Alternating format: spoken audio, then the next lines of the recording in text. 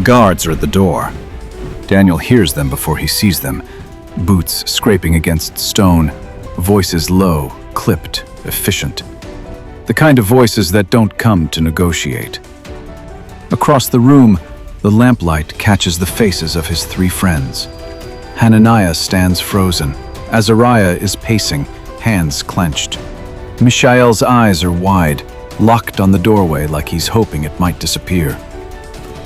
"They're killing everyone," Mishael whispers. Daniel's chest tightens. They're Hebrew exiles, foreigners, advisors to the king, yes, but still outsiders, still disposable. And now, because of a dream they never heard, they're about to die. If stories like this pull you in, stories where everything is on the line and faith collides with power, make sure you're subscribed to Hidden Bible Stories. We tell the ones most people never hear. It all started earlier that night. Babylon was already asleep when the rumor began slipping through the palace corridors. King Nebuchadnezzar had woken up shaken, not annoyed, not curious, terrified. He summoned every magician, every enchanter, every so-called wise man in the city. But here's the part no one expected. He refused to tell them what the dream was. Instead, he gave them an ultimatum. "Tell me the dream," he said. "Then tell me what it means." No dream, no clues, no hints. And if they failed, execution. Daniel heard it from a palace runner, breathless and pale. At first it sounded ridiculous, a test, a threat meant to scare people into honesty. But when the royal decree was read aloud in the courtyard, no one laughed. Every wise man in Babylon, including Daniel and his friends, was sentenced to death. Hananiah looked at Daniel like he was waiting for him to fix it. Azariah started pacing faster. Mishael sank to the floor, head in his hands. "This is insane," Azariah muttered. "We weren't even there. We don't know the dream."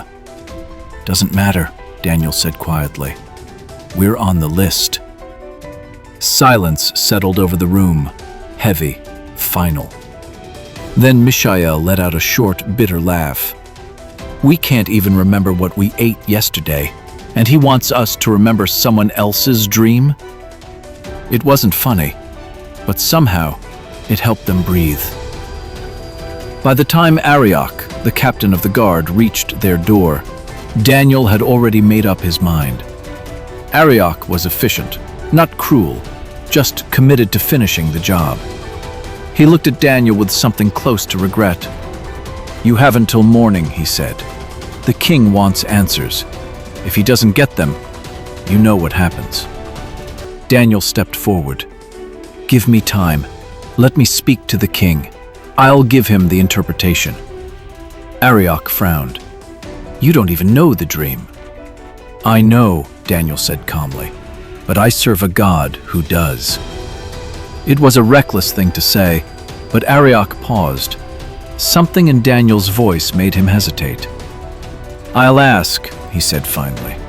"But if the king says no, I can't stop this."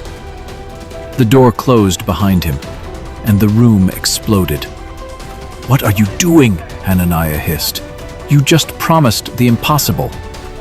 "I didn't promise my answer," Daniel said. "I promised God's." Azariah crossed his arms. "And if God doesn't give it?" Daniel looked at them, really looked. His friends, his brothers, the only family he had left. "Then we die," he said. "But we die trusting him." There was nothing left to argue. They knelt together in the shadows, praying, not with polished words, not with confidence, just desperation. 4 young men, far from home, asking God to save their lives. That night, God answered. Daniel didn't expect it to happen so quickly. Somewhere between exhaustion and sleep, the vision came.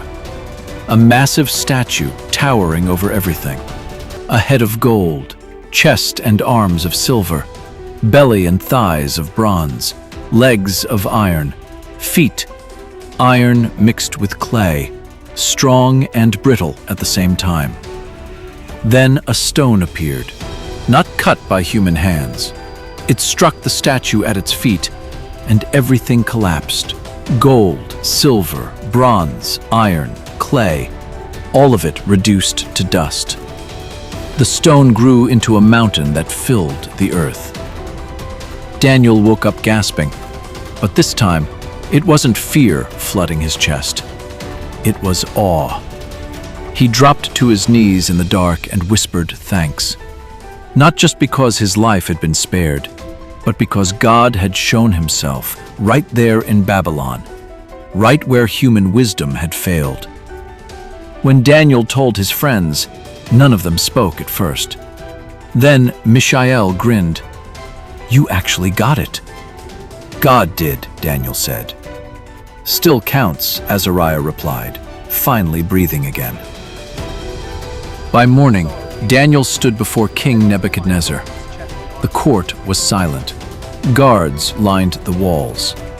The king looked exhausted and dangerous. "You claim you can tell me my dream," Nebuchadnezzar said. "I can't," Daniel replied. "But there is a God in heaven who reveals mysteries." Daniel described the statue, every detail. The king's face changed. His eyes widened. "That's it," Nebuchadnezzar whispered. "That's exactly what I saw." Then Daniel explained what it meant. Kingdoms rising and falling, power fading, and in the end, a kingdom established by God himself, one that would never be destroyed. The king stood, and then, shockingly, he bowed, not to Daniel, to Daniel's God. "Your God is the God of gods," Nebuchadnezzar said, "the revealer of mysteries." The executions were canceled. Daniel and his friends were honored. But as Daniel walked out of the throne room, he didn't feel triumphant. He felt humbled, because he knew how close they'd come and who had carried them through. That night taught Daniel something powerful. When systems fail, when authority demands the impossible, when you're standing in front of a problem you cannot solve, God still can. He doesn't need your brilliance. He doesn't need your strength. He needs your trust. But this story isn't over, because kings forget, power corrupts, and the same ruler who bowed once will soon demand worship. And the next test won't be about dreams. It will be about fire. If you want to see what happens next, stay with us. Subscribe to Hidden Bible Stories. This is only the beginning.